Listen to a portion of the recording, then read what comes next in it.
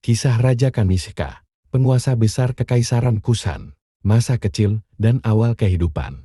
Kanishka lahir sekitar tahun 78 Masehi di lingkungan kerajaan Kekaisaran Kushan, sebuah kekaisaran yang berkembang di wilayah yang sekarang mencakup India Utara, Pakistan, Afghanistan, dan Asia Tengah. Sejak kecil, Kanishka dididik dalam tradisi militer dan politik Kushan. Ayahnya, Bhima Kadphises, adalah penguasa yang memperluas wilayah Kushan, dan Kanishka mewarisi ambisi serta kecerdasan dalam strategi pemerintahan. Sebagai seorang pangeran, Kanishka belajar berbagai bahasa, termasuk bahasa Baktria, Sanskerta, dan Yunani, yang umum digunakan di wilayah Kushan yang multikultural. Ia juga belajar tentang agama Buddha, Zoroastrianisme, dan agama Hindu, yang memengaruhi kebijakannya di masa depan. Naik tahta dan perluasan kekaisaran. Setelah kematian ayahnya sekitar tahun 78 Masehi, Kanishka naik tahta. Ia segera membuktikan dirinya sebagai seorang pemimpin yang kuat dan ekspansionis. Di bawah kepemimpinannya, Kekaisaran Kushan mencapai puncak kejayaan,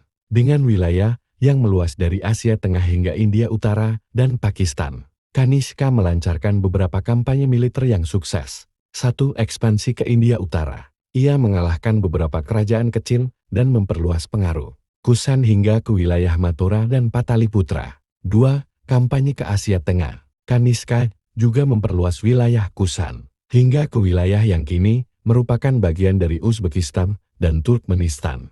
3. Perang melawan Kekaisaran Han. Ia berkonflik dengan dinasti Han di Tiongkok, tetapi juga membangun hubungan dagang yang kuat, terutama melalui jalur sutra, pemerintahan, dan reformasi.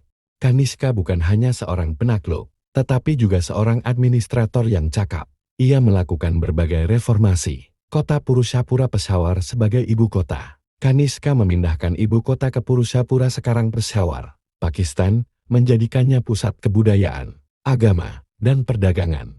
Dukungan terhadap Buddhisme, meskipun berasal dari budaya Indo-Iran yang dipengaruhi Hindu dan Zoroastrianisme, Kanishka menjadi pelindung besar agama Buddha. Ia menyelenggarakan konsili Buddha keempat di Kashmir, yang berperan penting dalam menyebarkan ajaran Mahayana, jalur sutra, dan perdagangan.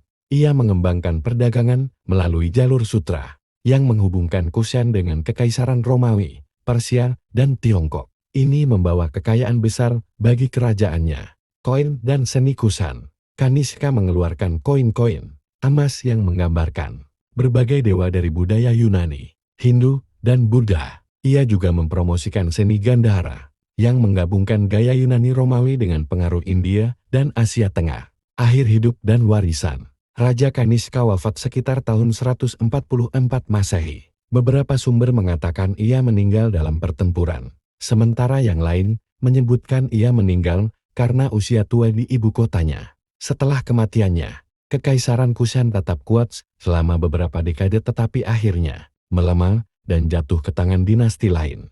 Warisan Kanishka sangat besar. Ia dianggap sebagai salah satu penguasa terbesar dalam sejarah India dan Asia Tengah. Dikenal karena ekspansi wilayahnya, perlindungannya terhadap Buddhisme, dan perannya dalam perdagangan internasional melalui jalur sutra, kuil-kuil, dan patung-patung. Buddha yang ia bangun masih berdiri sebagai bukti kejayaan pemerintahannya. Kisahnya mengajarkan tentang kepemimpinan yang kuat, toleransi antaragama, dan bagaimana sebuah kerajaan dapat berkembang melalui diplomasi, perdagangan, dan seni, selain hanya melalui perang.